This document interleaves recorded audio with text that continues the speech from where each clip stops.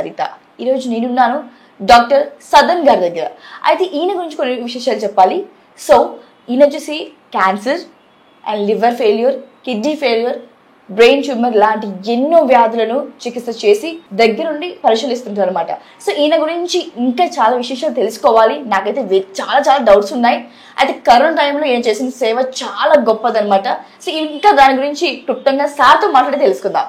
నమస్తే సార్. నమస్తే. రైట్, మీ గురించి విన్నాను. మీరు మంచి కరోనా టైంలో చాలా మంది పేషెంట్స్కి చాలా మంచి చికిత్స అందించి బ్రతికించారనేసి. అయితే మనకున్న వ్యాధులన్నింటిలో కూడా ఈ cancer, brain tumour, liver failure, kidney failure చాలా చాలా చాలా చాలా మెయిన్ అండ్ వెరీ డేంజరస్ వ్యాధులు కూడా.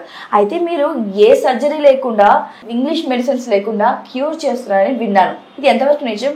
100% నిజం. యాక్చువల్గా ఏంటంటే ప్రాచీన కాలం నుంచి ఆయుర్వేదం అనేది ఒక గొప్ప వరం అన్నమాట. సో ఆయుర్వేద పద్ధతులలో కొంతమంది పేషెంట్స్కి హోమియోపతి పద్ధతులలో, ఆ తర్వాత అప్పుడప్పుడు అవసరమైతే అలోపతి సపోర్ట్ కూడా తీసుకొని పేషెంట్స్ని ట్రీట్ చేయడం జరుగుతుంది మన దగ్గర. దీంట్లో ఏంటంటే స్టేజెస్ ఉంటాయి. స్టేజెస్ని బట్టి మనం కేసెస్ తీసుకోవడం జరుగుతుంది. మనతోని అవుతుందంటే మటుకు ఆ కేసు తీసుకుంటాం, లేదంటే మనతో కాదని చెప్పి పంపిస్తాం. ఎందుకంటే పేషెంట్ని ఇబ్బంది పెట్టడం మనకు అస్సలు ఇష్టం లేదు. రైట్, కేసెస్ని చూసి ఫస్ట్ మన దగ్గరికి పేషెంట్ రావాలంటే బై అపాయింట్మెంటే రావాలి. వచ్చే ముందు అపాయింట్మెంట్ తీసుకొని రావాలి. సో వచ్చే ముందు పేషెంట్ కంపల్సరీ తన ప్రీవియస్ రిపోర్ట్స్ అని పంపించాలి. ఆ రిపోర్ట్స్ చూసిన తర్వాత మనం పేషెంట్ని రావాలా వద్దని చెప్తాం. ఓకే, సో ఎందుకంటే దూరం నుంచి వెళ్ళి ఆంధ్రప్రదేశ్ నుంచి, మహారాష్ట్ర నుంచి, ఒరిస్సా నుంచి, కర్ణాటక నుంచి, ఇట్లా పక్క రాష్ట్రాల నుంచి కూడా వస్తారు. అంత దూర భారాన్ని వాళ్ళు వ్యయాలకు వచ్చి, అంటే ఆర్థికంగా భారమే, సమయం భారమే, అన్ని భారాలే. సో వీటన్నిటి దూరం చేసే ప్రయత్నంలో ఫస్ట్ మనం రిపోర్ట్స్ తెచ్చుకుంటాం. తీసుకున్న తర్వాత ఈ పేషెంట్ మనం ట్రీట్ చేయగలుగుతాం మాత్రమే మనం వాళ్ళని పిలుస్తాం అనమాట. సో అట్లా అని మన సక్సెస్ రేట్ ఎక్కువ ఉంటుంది. కావు అనే కేసెస్ని మనం వదిలేస్తాం, వద్దండి మేము చేయలేమని చెప్తాం. ఎందుకంటే వాళ్ళు వేరే దగ్గరికి వెళ్ళైనా బతికే అవకాశాలు ఉంటాయి కాబట్టి. వాళ్ళ పైన ప్రయోగాలు చేయడం కానీ, వాళ్ళ టైంని వృధా చేయడం కానీ, రైట్, వాళ్ళ మనీని వృధా చేయడం కానీ ఇక్కడ జరగదనమాట. సో పర్టికులర్గా కేసు అవుతుంది అంటే ఖచ్చితంగా రండి అని చెప్తాము. వచ్చి మాట్లాడండి మాతో. పేషెంట్స్ని రిపోర్ట్స్ ఉంటాయి, మనం ఇప్పటిదాకా ట్రీట్ చేసిన పేషెంట్స్ని వాళ్ళ రిపోర్ట్స్ చూపించడంతో పాటు వాళ్ళ కాంటాక్ట్ నెంబర్స్ కూడా ఇస్తాం. ఇచ్చి మీరు మాట్లాడుకోండి. లివర్ సంబంధించిన పేషెంట్స్ అయితే లివర్ సంబంధించి ఏ ట్రీట్మెంట్ జరిగినాయో, ఎవరెవరికి ట్రీట్మెంట్ జరిగినాయో వాళ్ళకి నెంబర్లు ఇస్తాం. ఈ పేషెంట్స్ ఇట్లా ఉన్నారు, వీళ్ళు అలా ట్రీట్మెంట్ తీసుకుంటున్నారు, తీసుకొని ఫినిష్ అయిన వాళ్ళు ఉన్నారు, వీళ్ళందరితో మాట్లాడుకున్నాక మీకు ఫైనలైజ్ అయితే రండి, లేకపోతే మీ ఇష్టం అని చెప్తాం అనమాట. బలవంతం ఏముండదు. ఓకే, అట్లాగే బ్రెయిన్ ట్యూమర్ కావచ్చు, క్యాన్సర్ కావచ్చు, ప్రతి పేషెంట్స్కి ఖచ్చితంగా వాళ్ళకి భరోసా ఇవ్వడానికి మన పేషెంట్స్ నెంబర్స్ ఇవ్వాల్సి వస్తుంది. మనం పేషెంట్స్ని ట్రీట్ చేసే ముందే వాళ్ళకి చెప్తాం, మేము ఇలా మీ నెంబర్స్ ఇస్తామంటే వాళ్ళు అంటారు వీడియో బైట్స్ తీసుకోమంటారు. వీడియో బైట్స్ తీసుకొని మనం సోషల్ మీడియాలో కానీ అక్కడిక్కడ పెట్టడం వల్ల ఏమవుతుందంటే, నాకు తెలిసి ఒక 2 ఇన్సిడెంట్స్ జరిగినాయి. ఏమైందంటే, అమ్మకి క్యాన్సర్ ఉంది, ఆమెకి 2 పిల్లలు ఉన్నారు, ఆడపిల్లలు. ఈమె క్యాన్సర్ ఉందని ఆ 2కి పెళ్ళిళ్ళు కాలేదు. ఎందుకంటే కాదు జెనెటికల్గా వస్తుంది క్యాన్సర్ అనేది. సో వీళ్ళని చేసుకుంటే వీళ్ళ అమ్మకు ఉంది కాబట్టి వీళ్ళకు ఫ్యూచర్ ప్రాబ్లమ్స్ ఉంటాయని చెప్పేసి మేము ఇట్లా పేషెంట్స్ దగ్గర నుంచి వెళ్ళి వీడియోస్ తీసుకోవడం కానీ, వాటిని పబ్లిసిటీ చేయడం కానీ కూడా చేయం. ఎందుకంటే వాళ్ళ కుటుంబాలలో ఉన్న ఇంకోటి ఇది నేరంగా పరిగణించబడుతుంది. అందుకని పేషెంట్ డీటెయిల్స్ కానీ, తర్వాత వాళ్ళ ఫ్యామిలీలో ఒకరికి ప్రాబ్లం ఉందంటే వాళ్ళ చుట్టాల్లో ఆ వీడియోలో అవి చూసినట్టయితే వాళ్ళకి ప్రాబ్లం అవుతుంది. అందుకని అదేం చెయ్యము. మేము రిపోర్ట్స్ మా దగ్గర ఉంటాయి, పేషెంట్స్ నెంబర్ ఇచ్చేస్తాము. ఇచ్చిన తర్వాత వాళ్ళ ఇష్టం అయితే రావచ్చు. Right, fine, okay. అయితే ట్రీట్మెంట్ అనేది అంటే లైక్ మనము హాస్పిటల్ అనుకుంటుంటే ఫస్ట్ ఊహించుకుంటాం, ఒక 3 ఫ్లోర్స్ ఉంటాయి, అందులో ఈ వ్యాధికి చెందిన హాస్పిటల్ ఇంకా పెద్దగా లగ్జరీస్గా అని అనుకుంటుంటాం. అయితే ఇక్కడికి వచ్చేసరికి నాకు ఎంటర్ అయిన తర్వాత లైక్ ఒక హాస్పిటల్ ఆ వాతావరణం కనిపించిన ట్రీట్మెంట్ అనేది ఎక్కడ జరుగుతుంది? అంటే ఇదే హాస్పిటల్ మీరు చెప్తున్నారు, ట్రీట్మెంట్ ఎక్కడ జరుగుతుంది, ఎలా జరుగుతుంది? It's not a hospital, okay, it's a health care centre. Okay, so మేమేంటంటే స్టేజెస్ని బట్టి వాళ్ళకున్న రిపోర్ట్స్ చూసుకుంటాం కదా, ఈ కేసెస్ని ఇంటి దగ్గర ఉండే మనము ట్రీట్ చేయొచ్చు అని అన్న వాళ్ళని పిలిచి వాళ్ళకి మనం మంత్లీ మెడిసిన్ ఇస్తూ ఉంటాం అనమాట. మంత్లీ మెడిసిన్ ఇస్తాం, వాళ్ళు ఇంటి దగ్గరే ఉండే వాడుకోవచ్చు. ఏదైనా ఎమర్జెన్సీ అయినప్పుడు నాకు కాల్ చేస్తే అర్ధరాత్రి అయినా సరే నేను కాల్ లిఫ్ట్ చేస్తాను. ఎమర్జెన్సీ అయితే నేను కొన్ని మందులు రిఫర్ చేస్తాను, అలోపతి సపోర్ట్ తీసుకుంటాను, అలోపతి డాక్టర్స్ సపోర్ట్ తీసుకుంటాను. ఎమర్జెన్సీలో అవి మాత్రమే మనకు ఉపయోగపడతాయి.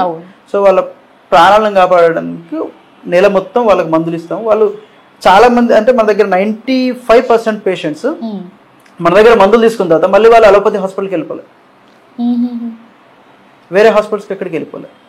అంటే 1 month వాళ్ళని మనం సేఫ్ మోడ్లో ఉంచినట్టు అయిపోయింది అనమాట. రైట్. అయితే ఈ పేషెంట్స్ ఒక రాత్రి కనుక అలోపతి హాస్పిటల్స్కి వెళ్తే, ఒక రాత్రి చిన్న హాస్పిటల్కి వెళ్ళిపోయినా 40,000 రూపీస్ ఐసీయూ చార్జెస్ అని అవన్నీ 40,000 మినిమం ఎగిరిపోతుంది. కానీ మనం చాలా తక్కువలో నెల చార్జెస్ మనకి ఎంత ఉంటాయి, 1 day వాళ్ళు ఎంత చార్జ్ చేస్తారో నెల చార్జెస్ అంత ఉంటాయి. నా డౌట్ కూడా అదే, మీరు ఈ అన్ని వ్యాధులకు కూడా 100% భరోసా ఇస్తున్నారు, నా దగ్గరికి వస్తే తగ్గుతాది అంటే నేను తగ్గే కేసెస్ మాత్రమే చూస్తాను.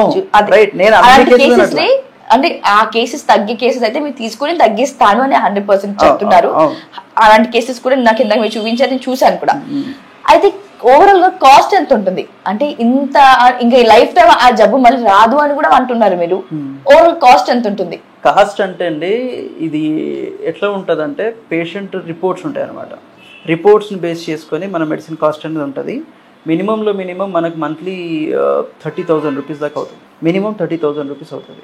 ఇంకా వాళ్ళకున్న ప్రాబ్లమ్స్ ఏంటంటే, వన్స్ వాళ్ళకి క్యాన్సర్ కానీ ఇవన్నీ క్రానికల్ డిసీజెస్ అంటే దీర్ఘకాలిక వ్యాధులు, వీటి వల్ల బాడీ లోపల మిగతా ఆర్గన్స్ కూడా డిస్టర్బ్ అయిపోతాయి. సో ఆ ఆర్గన్స్ మీద కాన్సన్ట్రేట్ చేయాలి, ఉన్న ప్రాబ్లం మీద కాన్సన్ట్రేట్ చేయాలి. సో ఎన్ని ఆర్గన్స్ డిస్టర్బ్ అయినాయి, ఎంతవరకు ఆ పేషెంట్ ఎఫెక్ట్ అయిన డిసీజ్ వల్ల అవన్నీ చూసుకొని తన కండిషన్ ఏంటో చూసుకొని దాన్ని బట్టి మనం మెడిసిన్ ఇవ్వాల్సి వస్తుంది. సో మినిమంగా 30,000 రూపీస్ అవుతుంది.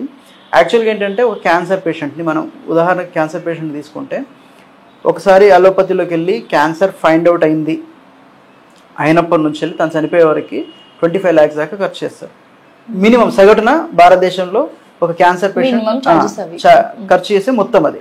అయినా వాళ్ళ అక్కడ ప్రాణాలకి గ్యారంటీ లేదు, 25 లక్షలు ఖర్చు పెట్టుకున్నా. ఇక్కడ ఏంటంటే 12 months నుంచి 18 months కోర్స్ ఉంటుంది క్యాన్సర్కి. ఎవ్రీ మంత్ మేము రిపోర్ట్ తీసి చూపిస్తాం. రిజల్ట్ అనేది మాట పరంగా ఉండదు. 1 month ఎవ్రీ మంత్ మన దగ్గర టెస్టులు చేస్తాం. పేషెంట్ రాగానే మన క్లినిక్ ఈ హెల్త్ కేర్ సెంటర్ ప్రోటోకాల్ ఏంటంటే, ఏ పేషెంట్ వచ్చినా ఫస్ట్ మాస్ హెల్త్ చెకప్ చేపిస్తాం. మాస్ హెల్త్ చెకప్ అన్ని ఆర్గాన్స్ చెక్ చేస్తాం.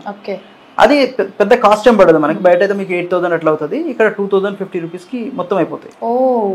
ఓకే, చాలా డిఫరెన్స్ ఉంటాయి. 2,050 రూపీస్ టోటల్గా అన్ని బాడీకి సంబంధించిన ప్రతి ఆర్గాన్ రిపోర్ట్ వచ్చేస్తుంది.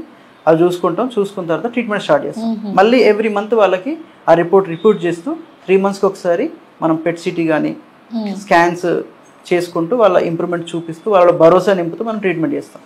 ఎవ్రీ మంత్ మీకు రిజల్ట్స్ చూపించుకుంటూ ట్రీట్మెంట్ చేయడం ఇక్కడ ఒక్క దగ్గర జరుగుతుందేమో, బహుశా ఇంకెక్కడ జరగదు. ఫస్ట్ టైం మేము ఇక్కడ వింటున్నాను. రైట్. అయితే సార్ ఇప్పుడు మీరు నయం చేస్తున్న జబ్బులు వచ్చేసి cancer and brain tumour, liver, ఇవి అసలు ఎందుకని బాడీ మీద అటాక్ అవుతాయి?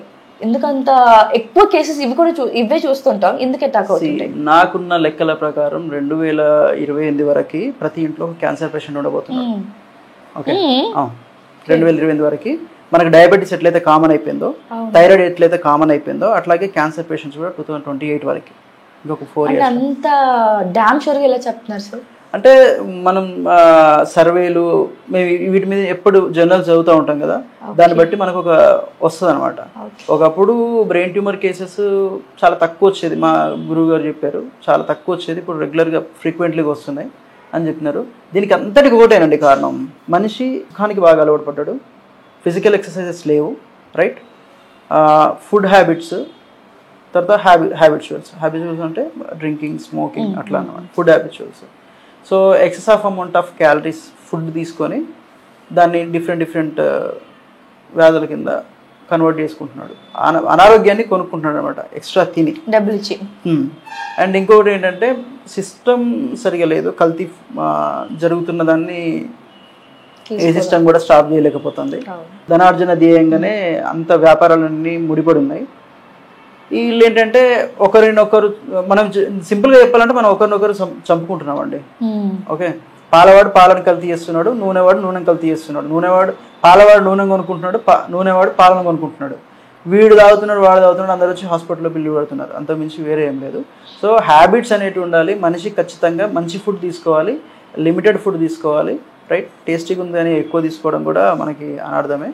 అండ్ ఇంకోటి ఏంటంటే కల్తీ జరగకుండా ప్రభుత్వాలు చూసుకోవాల్సిన అవసరం ఉన్నది. సో కల్తీ ద్వారా ఇప్పుడు మనకి మన దాకా MDH ఎవరెస్ట్ మసాలాలు మనం, రైట్, సో అందరం ఇళ్లలో వాడినాయి అవి, ఇప్పుడు కూడా ఉంటాయి. కానీ 6 దేశాలు దాన్ని బ్యాన్ చేసినాయి, మన ఇండియాలో ఇంకా బ్యాన్ అయినట్టు నాకు అనబడలేదు. సో ఇవన్నీ కారణాలు అనమాట ఈ డిసీజెస్ అని పెరగడానికి కారణం. మెయిన్ ఏది ఒంటికి పట్టినా అది ఉండి ఇక్కడ నుంచి వెళ్ళే దాన్ని బట్టి అంత ఎఫెక్ట్ అవుతుంది అంటారు. అవును, నేనైతే చాలా వరకు నేను చూసిన కేసెస్లో, బ్రెయిన్ ట్యూమర్ కేసెస్లో వాళ్ళ ఫుడ్ హ్యాబిట్స్ అంత డిఫరెంట్గా ఉన్నాయన్నమాట. ఫుడ్కి బ్రెయిన్ ట్యూమర్కి ఏంటి సంబంధం సార్? ఫుడ్కి బ్రెయిన్ ట్యూమర్సే కాదు, ప్రతి డిసీజ్కి ఉంటుంది అనమాట. సో మనకి ఎన్ని క్యాలరీస్ అయితే అవసరమో అంతే తీసుకోవాలి. ఓకే, ఫుడ్లో కూడా మనకు కార్బోహైడ్రేట్స్ అని రకరకాలు ఉంటాయి అన్నమాట డైట్స్లో కూడా. ఇంకోటి ఏంటంటే మనం ప్రతి పేషెంట్కి డైట్ చార్ట్ ఇస్తాం దీంట్లోనే. సో వితౌట్ డైట్ చార్ట్ మనం ట్రీట్మెంట్ చెయ్యం. ఓకే, లివర్ ఫెయిల్యూర్ వచ్చినాడు, లివర్ సోరియాసిస్ పేషెంట్స్ ఉంటారు, వీళ్ళంతా వస్తూ ఉంటారు. సో ఒక్కొక్కరికి ఒక్కొక్క డైట్ ఉంటుంది అనమాట. రీనల్ ఫెయిల్యూర్ అంటే కిడ్నీ ఫెయిల్యూర్స్ అనమాట, వాళ్ళకి ఒక రకమైన డైట్ ఇస్తాం. డైట్ మనకి 50% వర్కౌట్ చేస్తుంది. రైట్. అయితే ఈ ట్రీట్మెంట్ గురించి ప్రజలకు ఏం సమాచారం ఇస్తారు మీరు? ఈ ట్రీట్మెంట్ అంటే అనాదిగా చాలా సంవత్సరాల నుంచి వెళ్ళి మనకి ఆయుర్వేదం అనేది ఒక గొప్ప వరం లాంటిది, రైట్. సో మా దగ్గర అంతా కూడా ప్లాంట్ బేస్డ్ మెడిసిన్నే మనం ఇవ్వడం జరుగుతూ ఉంది, రైట్. సో మీ ఆర్థిక భారాలు తగ్గించాలనే సంకల్పంతోనే మేము డాక్టర్ 9 హెల్త్ కేర్ సెంటర్ని స్టార్ట్ చేయడం జరిగింది, రైట్. చాలామంది పేదళ్ళు ఉంటారు, రైట్. లక్షల రూపాయలు లేకపోతే వాళ్ళ ప్రాణాలు గాల్లో దీపాలు అంటారు అనమాట. సో అంతంత బడ్జెట్స్ మీరు పెట్టుకోలేరు. ఒక హాస్పిటల్కి వెళ్తే మామూలుగా ఈ కేసెస్లో ఎవరైనా కూడా వాళ్ళు పూర్తిగా కోలుకోకుండా ఒక్కసారికే ప్రైవేట్లోకి వెళ్తే 5-6 lakhs రూపీస్ అయిపోతాయి వాళ్ళకి వన్ టైంకి. తర్వాత లైఫ్ లాంగ్ తిరుగుతూనే ఉండాల్సి వస్తుంది వాళ్ళు. సో అట్లా కాకుండా ఇక్కడ మీరు మంత్లీ ఇన్స్టాల్మెంట్లో డబ్బులు కట్టుకోవచ్చు. ఇన్స్టాల్మెంట్ లాగే అనమాట, ఇంకా లిమిటెడ్ అమౌంట్ 40,000, 50,000, 30,000 ఇవన్నీ లిమిటెడ్ అమౌంట్స్. 1 month వరకు మీరు మందులు వాడచ్చు, రైట్. తర్వాత మీ ఇంప్రూవ్మెంట్ చూసుకొని మళ్ళీ మీ మెడిసిన్ కంటిన్యూ చేయొచ్చు. సో ఇంతకంటే బెటర్ ఆపర్చునిటీ ప్రజలకు ఎవ్వరు ఇవ్వరు. అవును, రైట్.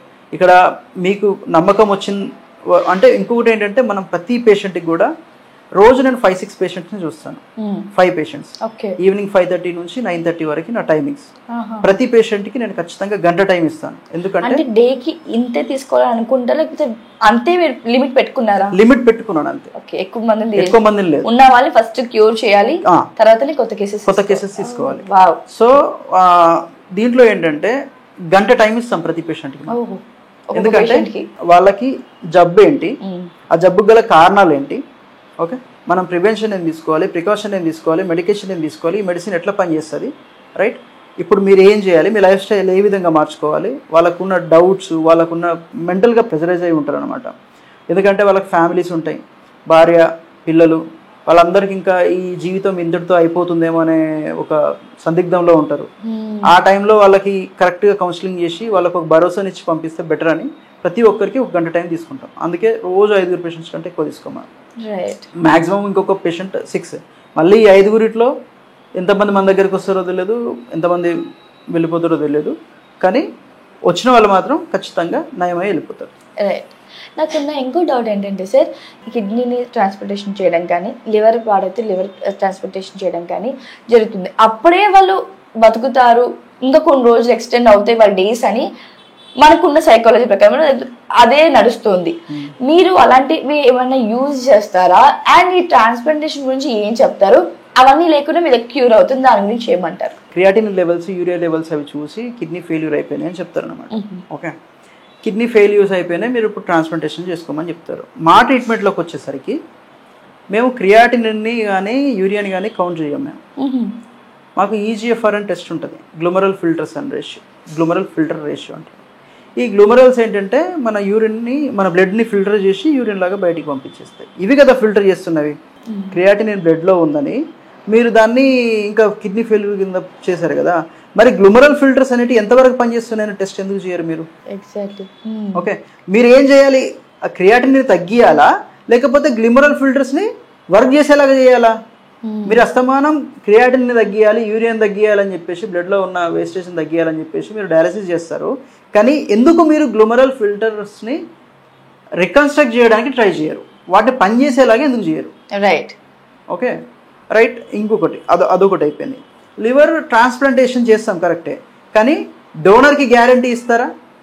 లివర్ ట్రాన్స్ప్లాంటేషన్ చేసినప్పుడు డోనర్ ఉంటాడు, డోనర్కి మీరు గ్యారంటీ ఇస్తారా డోనర్ లైఫ్కి ఎలాంటి ప్రాబ్లం లేదని? సరే ట్రాన్స్ప్లాంటేషన్ చేయించుకున్న వ్యక్తి ఇంకెన్ని సంవత్సరాలు బతుకుతుందో మీరు గ్యారంటీ ఇస్తారా అంటే అది కూడా ఇవ్వరు.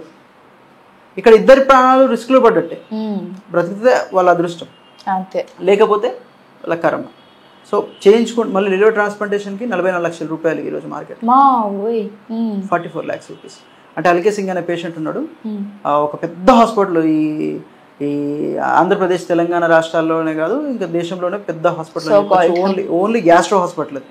ఓకే 44 lakhs డోనర్ని అరేంజ్ చేస్తాం, ఒక 10 లక్షలు 54 లక్షల రూపాయలు ఇవ్వండి నేను చేసి పెడదామంటే వాళ్ళు అక్కడక్కడ తిరిగి నా దగ్గరికి వచ్చారు. ఇప్పుడు he's happy now, cure now. అతను ఒక లివర్ ఫెయిల్యూర్ ఒకటే కాదు, రీనల్ ఫెయిల్యూర్, కిడ్నీ ఫెయిల్యూర్ కూడా. అయితే తనలో జరిగిన మిస్టేక్ అంటే వాళ్ళు రిపోర్ట్స్ సరిగా అనాలిసిస్ చేయలేకపోయారు. నేను దాన్ని పట్టుకున్నా, కీ పాయింట్ ఎక్కడ ఉందని పట్టుకొని ట్రీట్ చేసిన. He's happy, he's safe. బయట ఉన్న ట్రీట్మెంట్కి మీ దగ్గర ఉన్న ట్రీట్మెంట్కి తేడా ఏంటి అంటే ఏం చెప్తారు? యాక్చువల్గా మాది ఆర్గాన్ బేస్డ్ ట్రీట్మెంట్ అండి, and root cause based treatment. Okay, ఈ సమస్య వచ్చింది, దీనికి కారణం ఏంటి? ఇప్పుడు థైరాయిడ్ అనే సమస్య ఉంది, రైట్? ఆ థైరాయిడ్ ఎందుకు వచ్చింది? సపోజ్ థైరాయిడ్ గ్లాండ్ పనిచేయట్లేదు, సో థైరాయిడ్ అనే సమస్య వచ్చింది, మనం థైరోనాన్ టాబ్లెట్ జీవితాంతం వాడాలి. మీరు ఈ థైరాయిడ్ గ్లాండ్ని పనిచేయడానికి ట్రీట్మెంట్ చేయాలి, కానీ థైరాయిడ్ లెవెల్స్ని తక్కువ చేయడానికి ట్రీట్మెంట్ చేస్తున్నారు కదా. Exact logic. ఇక్కడ కూడా కిడ్నీస్లో కూడా మీరు గ్లూమరల్ ఫిల్టర్స్ని స్టాండర్డ్ చేయాలి, కానీ మీరు క్రియాటినిన్ తగ్గడానికి ట్రీట్మెంట్ చేస్తే ఎట్లా? అంటే వాళ్ళు రూట్ పట్టుకోరు, మీరు రూట్ కాజ్ ఎక్కడ ఉంది, రైట్? గ్లాండ్ పని చేయలేదు, ఫిల్టర్స్ పని చేయట్లేదు, వీటిని మనం రిపేర్. ఇంకోటి ఏంటంటే ప్రకృతిలో మేము నమ్మేది ఏంటంటే ప్రకృతిలో సమస్య వచ్చిందంటే దానికి పరిష్కారం ఉంటేనే వస్తుంది, పరిష్కారం లేకపోతే రాదు. సో ఈ సమస్యకి పరిష్కారాలు ఉన్నాయి కాబట్టి ఆ సమస్యలు మీకు వచ్చినాయి, ఆ పరిష్కారం మా దగ్గర ఉంది. అయితే ఎర్లీ స్టేజెస్లో వస్తే మీకు ఇంకా చాలా హెల్ప్, తొందరగా రికవర్ అవుతారు, పెద్ద కాంప్లికేషన్స్లోకి ఏం వెళ్ళరు. ఓకే, ఇంకోటి మెయిన్ చేసే ట్రీట్మెంట్లో మా దగ్గర ఇప్పుడు 8 members బ్రెయిన్ ట్యూమర్ పేషెంట్స్ ఉన్నారు. అందులో 5 పేషెంట్స్కి ఆల్రెడీ వన్స్ సర్జరీస్ అయిపోయినాయి, వాళ్ళ రికవరీ చాలా స్లోగా ఉంది. ఒక 3 పేషెంట్స్ ట్యూమర్ ఫైండ్ అవుట్ అవగానే మా దగ్గరికి వచ్చారు, వాళ్ళు 3 monthsలోనే 60-70% రిజల్ట్స్ చూడగలిగింది. సో డిస్టర్బెన్స్ అనేది చేయడం వల్ల కూడా వాళ్ళ ట్రీట్మెంట్ చాలా దూరం అవుతుంది. మన దగ్గర క్యాన్సర్ పేషెంట్స్కి రేడియోథెరపీ కానీ కీమోథెరపీ కానీ అలాంటివి ఏం అవసరం లేదు, రైట్? అవసరం అయితే మేము చెప్తాము.